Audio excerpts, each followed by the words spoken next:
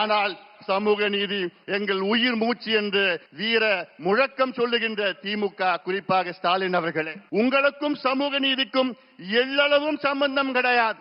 உங்களுக்கும் சமூக நீதிக்கும் என்ன சம்பந்தம் இருக்கிறது?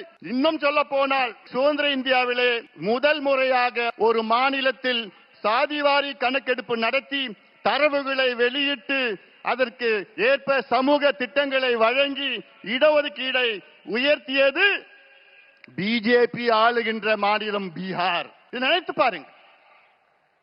உண்மையிலே சுதந்திர இந்தியாவிலே முதலாக நடந்தது பீகார். ஆனால் சமூக நீதியின் பிறப்பிடம் தமிழ்நாட்டிலே அது நடைபெற்று இருக்க வேண்டும். கடந்த 5 ஆண்டு காலத்திலே ஸ்டாலின் அவர்கள் எத்தனை முறை நாங்கள் கேட்டோம், கணக்கெடுப்பு நடத்துங்கள். இந்த கணக்கெடுப்பு ஏதோ சாதிவாரி கணக்கெடுப்பு இல்ல.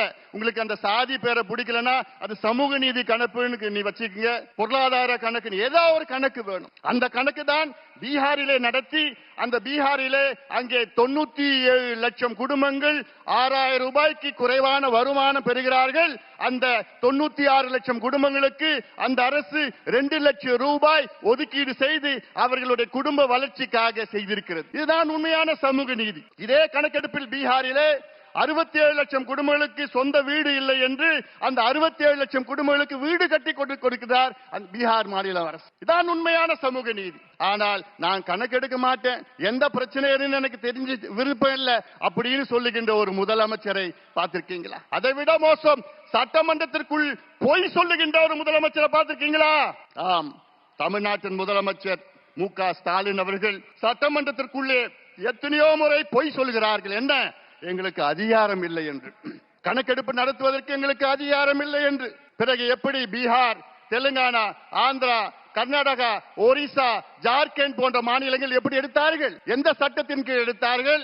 இந்தியன் ஸ்டாட்டிஸ்டிக்கல் ஆக்ட் 2008 படிதான் அத்தனை மாநிலங்களும் எடுத்தார்கள். அந்த சட்டத்தின் கீழ் தான் மத்திய அரசுக்கு அதிகாரம் இருக்கிறது, மாநில அரசுக்கு அதிகாரம் இருக்கிறது, ஏன் பஞ்சாயத்து தலைவர்களும் அதிகாரம் இருக்கிறது. நான் ஏன் இந்த கணக்கு சொல்றேன்னா, தமிழ்நாட்டின் மக்கள் தொகை 8 கோடி, 2 கோடி குடும்பம்.